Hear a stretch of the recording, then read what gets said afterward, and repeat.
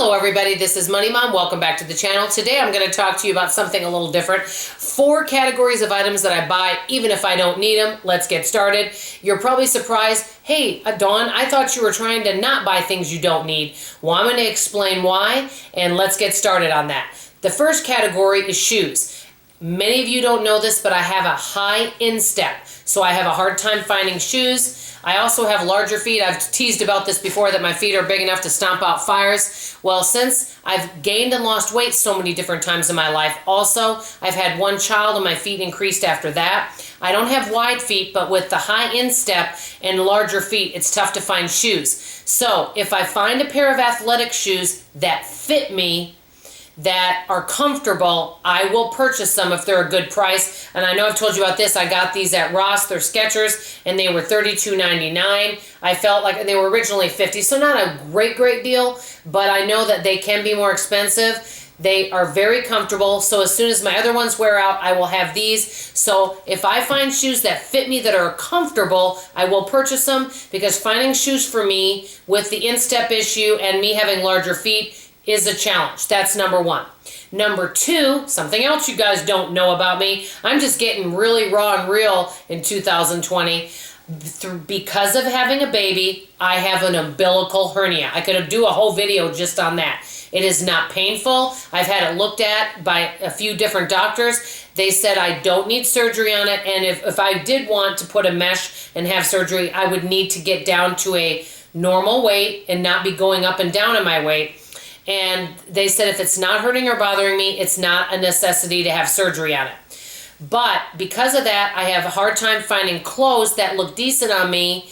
The lower I get in my weight, it helps, but it's hard to find things that look good that don't call attention to it. So if I find a shirt or pants that are comfortable, that I feel look good on me, I will buy them. I don't buy a lot of clothes, especially now that I'm dropping weight, but I will buy them. An example would be this shirt here, which is now a large on me, but this is kind of a V-neck. I look better. I do have, this is not a V-neck. This shirt was given to me, but I do buy mostly V-neck shirts because I do notice that they look better. But if I find something that looks good on me and it's not overpriced, I do buy it, because I could try on 100 shirts and maybe 2 of them might look good. So that would be a second category.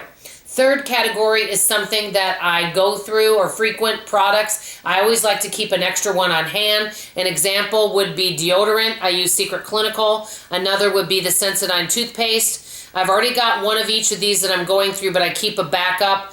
And eyeliner. I also keep, and I should have brought this out, my mascara. So there's certain items that I go through a little quicker than other items, so I like to have a backup. So I do always buy an extra one of those, even if I'm not in need of it now. Fourth category is some food.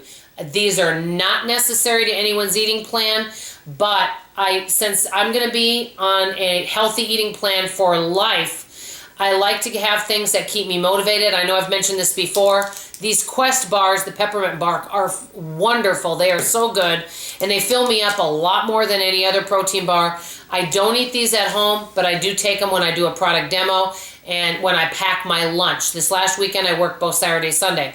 The other thing I do like are these Slim Fast Keto meal shakes. They fill me up, so I do keep some of that on hand. And as a matter of fact, I actually got one free from a gift card, and I did purchase one of those. So I keep some of these types of products on hand, even if I don't need, so that I don't run out. My question is to you guys, I know we're all about minimizing and buying less, but are there items that even if you don't need them now, you will purchase anyway so that you don't run out, or just if you get a good deal on something? I'd love to hear from you in the comments below. This is Money Mom signing off, and as always, I love you. Bye-bye.